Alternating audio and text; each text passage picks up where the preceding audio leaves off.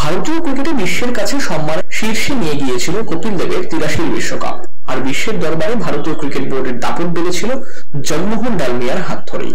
তার আমলেই খোলনলচে বদলে গিয়েছিল ভারতীয় ক্রিকেট, এমনটাই মনে করেন এক মুম্বাইকার। তিনি কপিল দেবের ৮৩ বিশ্বকাপ দলের অন্যতম সদস্য সন্দীপ পাতিল।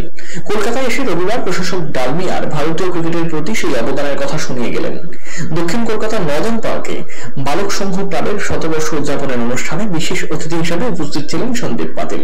এই ক্লাব ও মাঠের সঙ্গে জগমোহন ডালমিয়ারও যোগ রয়েছে, আর তাই সন্দীপের কথাতেও এলো ডালমিয়া প্রসঙ্গ। তিনি বলেন, জগমোহন ডালমিয়ার ভারতীয় ক্রিকেটে প্রচুর অবদান, ওর সাহায্য এবং সমর্থন সবসময় পেয়েছি। সত্যি অসাধারণ মানুষ ছিলেন ডালমিয়াজি। শেষের কথাটি ডালমিয়া পুত্র তথা আইপিএল এর গভর্নিং কাউন্সিলের সদস্য অভিষেক ডালমিয়াকে উদ্দেশ্য করে বলেন তিনি। প্রাক্তন ভারতীয় ক্রিকেটারদের পাশাপাশি কোচ ও প্রধান জাতীয় নির্বাচকের দায়িত্ব সামলেছেন এক সময়, তবে এখন খুব একটা ক্রিকেট দেখেন না বলেই জানালেন সন্দীপ পাতিল।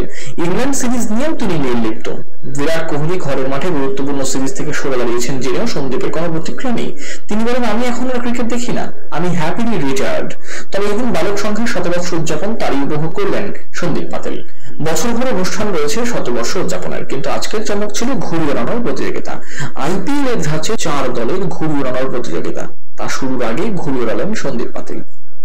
জানালেন, ছোটবেলায় তিনিও ঘুড়ি ওড়াতেন, এখনো চোখে রোদ চশমা দিয়ে ঘুড়ি ওড়ান। অভিষেক ডালমিয়ার মুখেই ক্লাবের সঙ্গে তাদের পরিবারের যোগাযোগের কথা শোনা গেল। এই মাঠে তার বাবা জগমোহন ডালমিয়ার ডাবল সেঞ্চুরির গল্প শোনালেন তিনি। কলকাতার মেয়র ফিরহাদ হাকিমও বালক সংঘের প্রশংসা করলেন। আইডিয়াটাই দারুণ। এটা অনেক দূর দূর মানুষ তারা দেখতে পাবে যে আজকে বালক সংঘ শতবর্ষ পূর্ণ হচ্ছে এবং এই ভূমিগুলো কাটাকাটি হবে, কন্টেস্ট হবে। সেই ভূমিগুলো দিয়ে যেখানে পড়বে তারাও দেখবেন যে এটা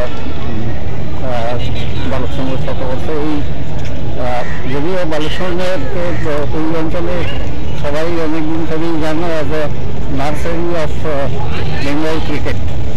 এইটা বালক সংঘের সবচেয়ে বড় পরিচয় এবং সিএবি এফিলিয়েটেড। আর এছাড়া বালক সংঘের অনেক অ্যাক্টিভিটিস আছে।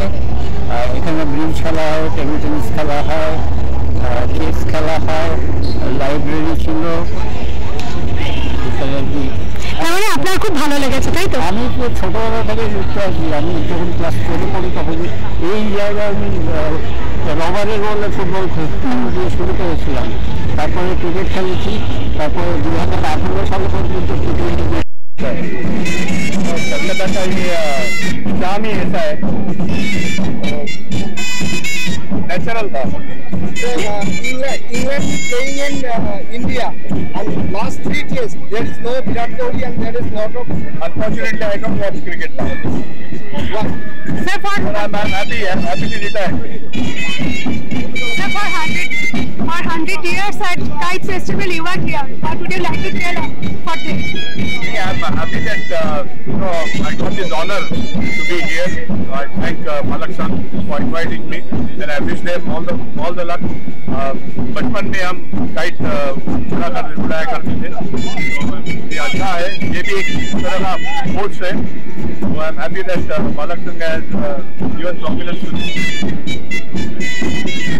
আমার আলাপ পরিচয় ছিল চুনি গোস্বামী, তারপর আপনার পিকে প্রদীপ ব্যানার্জি ভালো ছিল। এই দুটো ফুটবলের সঙ্গে ছিল, ক্রিকেটের সঙ্গে সৌরভ গাঙ্গুলি, এদের সঙ্গে আমার পরিচয়। আপনি নিশ্চয়ই কোনো ম্যাচ মনে আছে আপনার?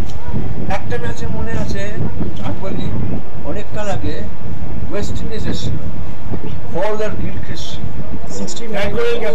সাল আমার মনে নেই ভাই। আমি দেখলাম ফিল্ডিং সাজানো থেকে ভাবলাম এটা কি ফিল্ডিং সাজিয়েছে, শুধু প্লেয়ারের স্লিপে হতো 5-6 জন স্লিপে দাঁড়িয়ে আছে, আর একটা মধ্যে থার্ড ম্যানে দাঁড়িয়ে আছে, আর এত বড় মাঠ ফাঁকা। তখন আমি ছোট, অত তো বুঝতাম না কিরকম কি 5-6টা স্লিপে দাঁড়িয়ে আছে, একটা থার্ড ম্যান আর ফাঁকা।